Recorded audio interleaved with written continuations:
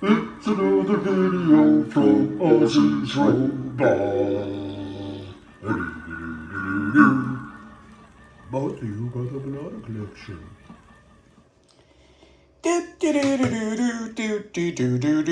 Hey everyone, welcome back, and come on in. It's your favorite toy guy throwing scissors and scratchy throat still. So I'm going to take a sip of my Fiji. Delicious and nutritious. Anyway, welcome back everyone, welcome back. Today we have something that you may think is common, but it is absolutely not common at all. As a matter of fact, these are so rare, they're probably one or two of a kind. So before I give you all the juicy details, kick back in your favorite comfy chair. Maybe it's a Barco lounger, or maybe it's some cardboard stuff from IKEA, whatever it may be. And then grab your favorite beverage, especially coffee if it's morning, and stir it and clank it a bit. Adjust it to your specifications. And now grab a Slim Jim or a burrito or a chalupa, my favorite. You know, I wish I had a Taco Bell close to me. I'm a sucker for chalupas. I don't know why. But anyway, today we're going to look at the sample. Maybe it's one of two or three or one of one. And then a brass Robby prototype, the Ray Rohr Robby. So, you know, I would start with the sample. However, I loaded batteries, and even though I have a multi-pack of like 30 AA's, I still don't feel like opening it. So, without further ado, we're going to look at first, and I believe I did unveil these in one of my rare live streams. So, my advice to you would be, it's hard to say tune in because they're so sporadic. But you know what? You should watch them on the playlist. And then if you like them, you know what? Then that's where you're going to see the early stuff unveiled. And then if you like it, as we get more people interested, then maybe I'll do a consistent time. Like we might say Wednesday afternoon at 1 o'clock or something like that.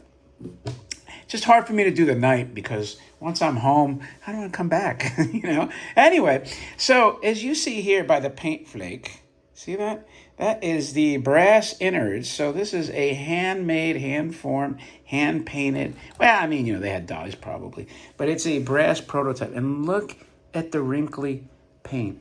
It almost looks like the orange peel from the American car companies in the 70s.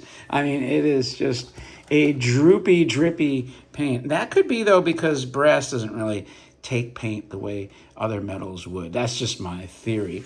And the other thing, everything is hand-painted in here. This is not lithograph. You can see here, that is hand-painted. So you're looking at a brass, hand-painted prototype, which is like ungodly rare, ungodly hard to get. Now, how did I get it? Because I've been getting a lot of items from the Osaka Tin Toy Institute since they closed, God only knows, 10, 15, 20 years ago. And I think what might happen, let's say one day, if I'm close to meeting my maker and my spawn do not want to carry on, they would probably do the same thing. So, you know, that's what's going on. So anyway, it is an amazing historical piece because this is probably the greatest Robby the Robot toy ever made, in metal, clearly. There's a case to be made from a value standpoint that Walmart Robby was actually pretty good.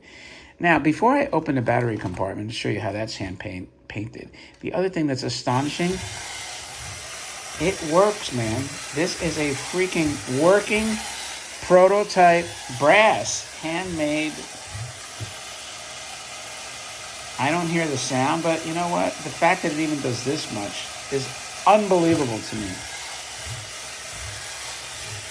So, and also what's amazing is I actually keep this out in the open, in the wild, at the foot of that big giant robot. So hopefully nobody will ever damage it. And the reason is because at some point I have so many cool Robbie pieces, and even that big frame display that I showed you guys. I have to really just make some kind of historical display, an entire case devoted to the Osaka Robbies.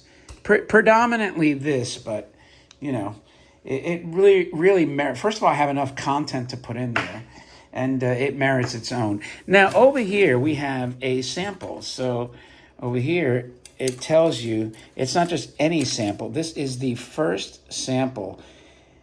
This is the earliest sample piece, 1997. As you know, the toys actually came out, I believe it was sometime in 98 to 99. So this is amazing. This is literally what, like, Ray Rohr might have been given something like this to go and promote the toy.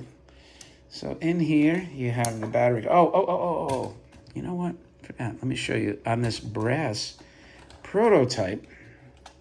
You can see the hand-drawn battery compartment. Just pretty cool. Pretty freaking cool. If you are a Robby the Robot fan, you're really just a toy fan in general, or like a fan of the history of toys, these are very historic pieces to own. And I'm actually very privileged that I was allowed the opportunity to get them and display them for people to see. So anyway, the first sample ever made, you can see here, licensed by Ray Rohr. I mean, really, this was, when I think about this, the scale and scope of this endeavor by Ray, it's quite remarkable. To be that motivated to go get a license from Warner Brothers, and you can see here it's all rights reserved, Malone Productions. It says 1997 in there. I don't know if they changed it over to the right. I don't know if you can see it.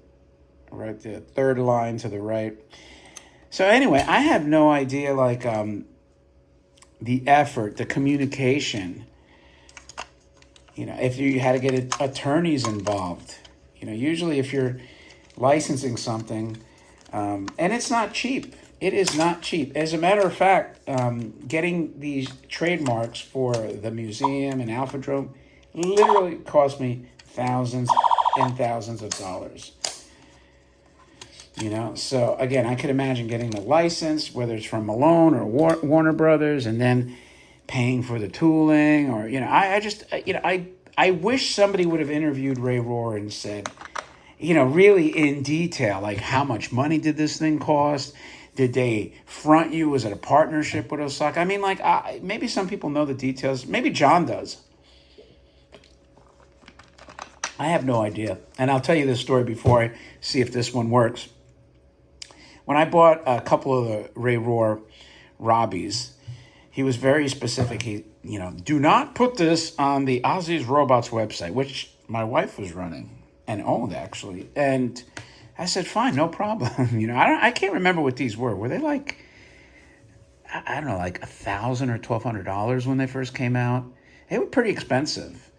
You know, maybe I'm wrong, but, you know, I know they dropped down to maybe $6. No, I don't know. I thought they were $1,000. Anyway, so as you could imagine, this thing was such a hot ticket that people were selling them over, and Ray wanted to make sure that didn't happen. So I had somebody approach us and said, hey, can I put this on your site? And it wasn't my toy. So I took pictures of two of them, both of them together. And I said, look, this person just wants to put it on here. And he never responded. So I figured, okay, he's good with it. And I told Christy, you know, we're good to go. Go ahead and, you know, put it for the guy. Because I didn't want to piss him off. Man, he saw it and he went like ballistic. And I was like, look, I sent you the picture. There's two. And he didn't care. He was just like, no. So that was like the only bad experience I ever had. But I could understand when you make this kind of investment in time and money, why you'd want full control. I would be the same way, quite honestly. So anyway, let's turn this guy on now. The sample.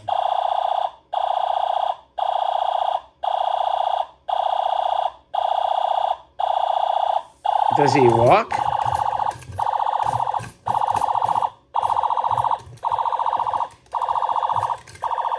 Seems like he's stuck. I think he would normally walk. Maybe he's not. Because when I move the legs, the light, or is the light flashing on its own? No.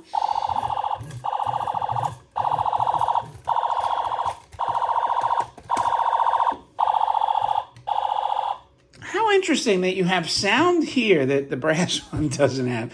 But that one actually walks and moves his arm, and this one, maybe it's stuck, or maybe they didn't have it walking. So it's hard to tell. After all, this is a first sample, 27-ish years old, close to 27. I think he was supposed to walk because when I move the legs, you can see the voice box light up. But this is supposed to stop. That's the cycle. It's another mystery for the Robot Hut. John Sabas, tell us what the hell is going on here. Something is running afoul. But anyway, you know what? I don't care because I'm just happy to have it. The brass prototype. As a matter of fact, is there anything on the bottom here? Oh, yeah. Look at that. Ooh, look at that. I told you it's the prototype. Now that has P. Does this one have P or? Yeah, it has. Let's turn this over. What are the numbers? P9105 and P9104. Wow, they're like sequentially numbered, which is pretty awesome. All right, my friends. That is a look at the brass prototype Ray Rohr Robby the Robot and the first production sample. If you like this kind of stuff, I would advise you two things. A, thumb up the video. Actually, I have more than two, so let's see. B, leave a remark and let me know what you think. And C, subscribe, so that's 3. And finally, you know what else you could do? You can share these videos so we grow the hobby and keep people interested in it. With that, thanks as always for your time. It is greatly appreciated. I, my friends, will talk to you later.